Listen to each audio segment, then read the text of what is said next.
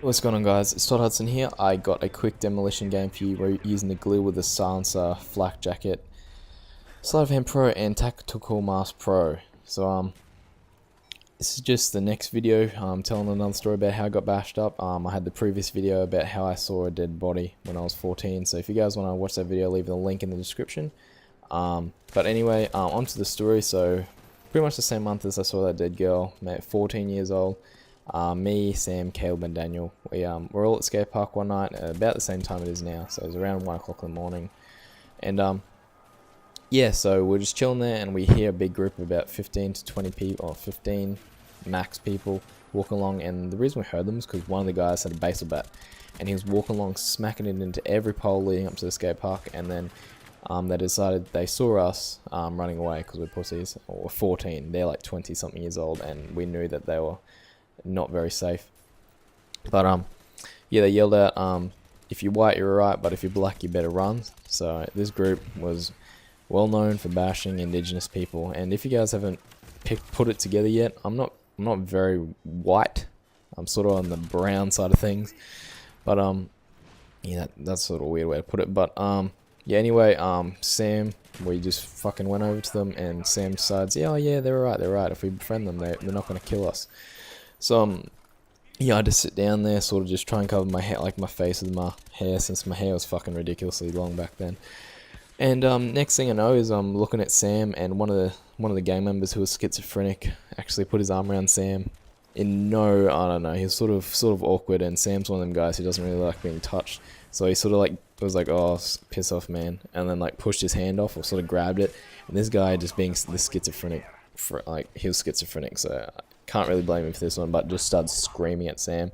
Next thing is one of his friends must have overheard and thought that Sam must have done something real wrong. Literally walked straight up behind him and just fucking right hooked him from the back, and Sam was pretty much, he was fucked from there on. As soon as I saw that, being the awesome friend I am, I ran straight over, and I was just like, what the fuck, started yelling, and that guy turned straight around on me, pretty much like fucking getting turned on with 10 sensitivity in Call of Duty and getting fucking quickscoped in the face. That's really what it was like. He just nailed me right in the eye, and yeah, I was pretty much fucked up from there.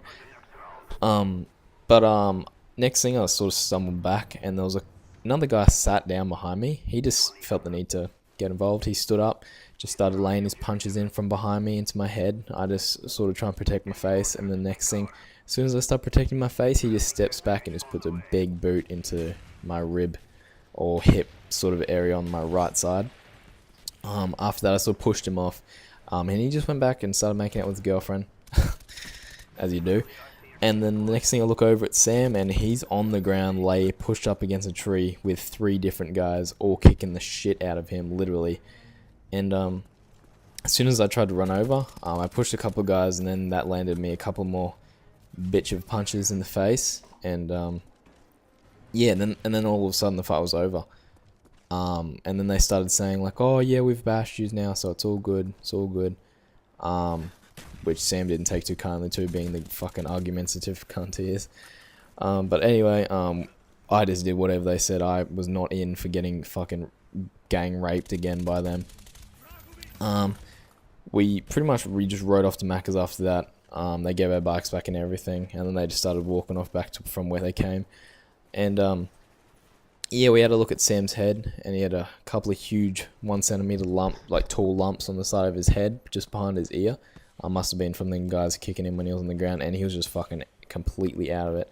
And Daniel didn't say anything the whole time, and the only one he didn't receive anything like violently or physically done to him was Caleb, but he was fucking tiny. They probably didn't even know he was there.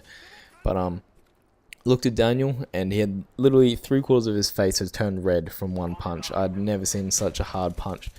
And then he just tells us how the leader or one of the guys in the gang who had the baseball bat was like, yeah, come here, and was hiding the baseball bat behind his back, and he's just like, yeah, fuck this, I'm not gonna get fucking whacked with a baseball bat.